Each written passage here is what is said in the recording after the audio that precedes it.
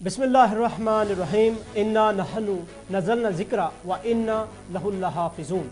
اللہ تبارک و تعالی قرآن کریم میں ارشاد فرماتا ہے، ہم نے قرآن پاک کو نازل کیا اور ہم ہی اس کی حفاظت کرنے والے ہیں۔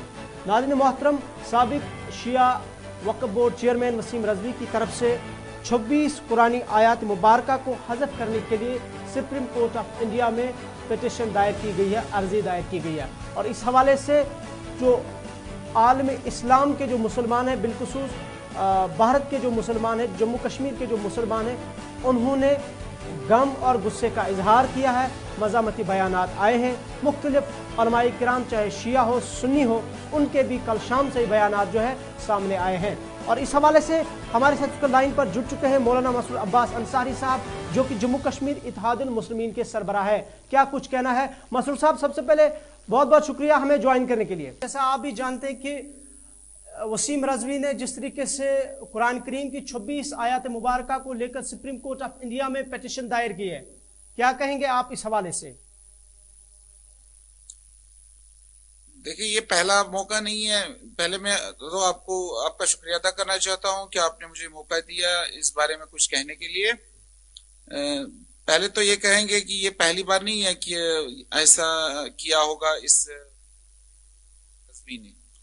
اس سے پہلے بھی اس نے بہت سارے معاملات اٹھائے تھے جن کی بنا پر اسے دنیائے شیعت کے ایک بڑے مجتہد عالم آغای سیستانی، جن کو حال ہی میں پوپ ملے تھے نجف میں، انہوں نے ان کو دین سے ہی خارج کر دیا تھا، شیعت سے ہی خارج کر دیا تھا، کیونکہ یہ اصلی جو اسلام ہے، اصول اسلام ہے، اصول شیعت ہے، ان کے بھی منکر ہیں۔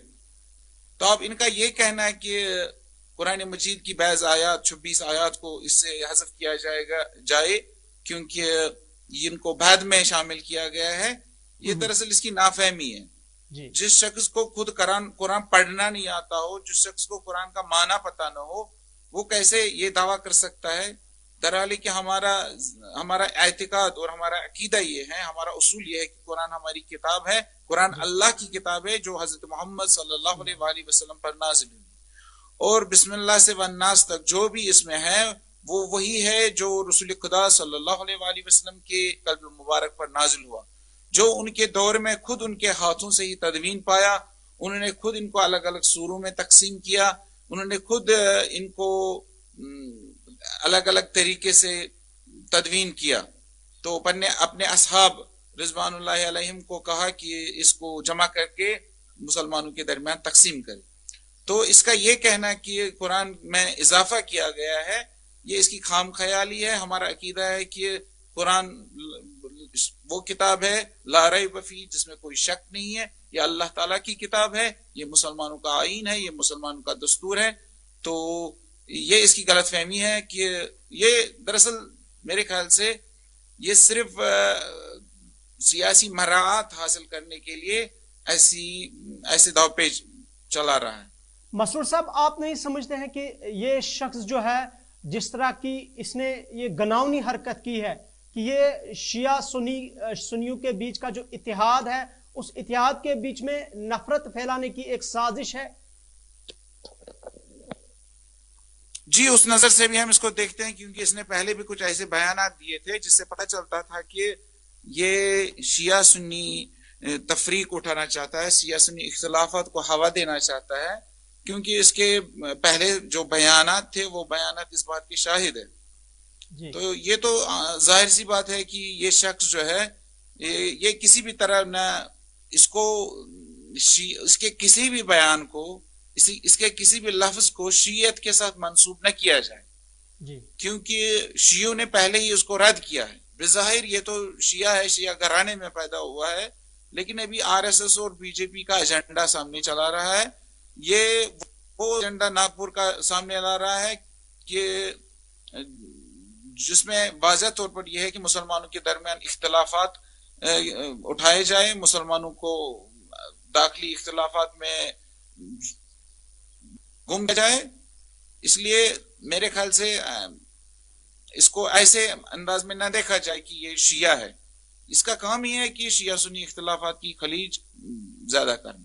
تو آپ سمجھتے ہیں کہ اس کے خلاف جو قانون ہے, قانونی کاروائی ہو, اور اگر قانونی کاروائی ہو آپ کیسے سمجھتے ہیں بحیثیت ایک عالم دین کس طرح سے ہونی چاہیے قانون کے دائرے میں اور شریعت کے آئینے میں؟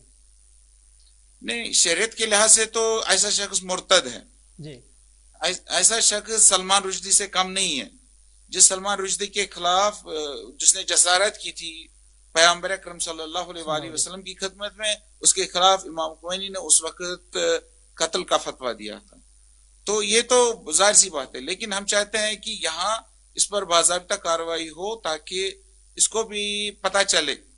اس کے خلاف ہم نے جو وہاں کے مقامی علماء ہیں لکھنؤ کے, ان سے رابطہ بھی کیا ہے کہ, اور انہوں نے یہ ایشورنس دی ہے کہ اس کے خلاف, انہوں نے کل پریس کانفرنس بھی دی تھی, تو انہوں نے یہ ایشورنس دی ہے کہ وہ اس کے خلاف ایف آئی آر درج کریں گے اور قانونی کاروائی جو بھی مناسب ہوگی وہ اس کے خلاف کی جائے گی.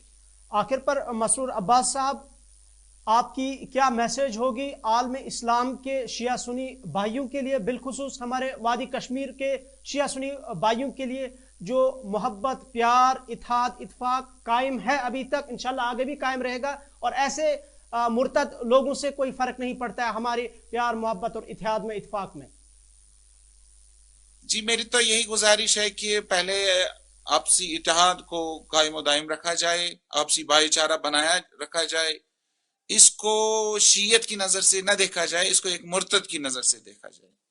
یہ شیعت سے پہلے ہی خارج ہو چکا ہے, یہ اسلام سے پہلے ہی خارج ہو چکا ہے, یہ صحابہ کی توہین کرتا ہے جو ہمارے مذہب میں ایک بڑا گناہ ہے اور حرام ہے. تو میری اپنے کشمیر کے تمام فرزندان توحید سے یہی گزارش ہے کہ آپسی اتحاد کو, آپسی بھائی چاروں کو قائم و دائم رکھے. یہی اس کا منہ توڑ جواب ہے اس کو دینے کے لیے, تاکہ یہ اپنی کوششوں میں کامیاب نہ ہو سکے. مسرور صاحب, آپ کا قیمتی وقت دینے کے لیے بہت بہت شکریہ. ناظرین کرام, یہ تھے ہمارے ساتھ جموں کشمیر اتحاد المسلمین کے سربراہ مولانا مسرور عباس انصاری صاحب, جن کا یہی کہنا ہے کہ جو وسیم رضوی ہے یہ مرتد ہے اور ان کا شیعہ مکتب فکر سے دور کا بھی واسطہ نہیں ہے. اور آخر پر انہوں نے اپنے پیغام میں یہی کہا کہ جو وادی کشمیر کے جو شیعہ سنی برادری ہے وہ قائم رہے, اور ایسے ملعون اور مرتد لوگوں کے سٹیٹمنٹس پر, لوگوں کی باتوں پر وہ دھیان نہ دیں.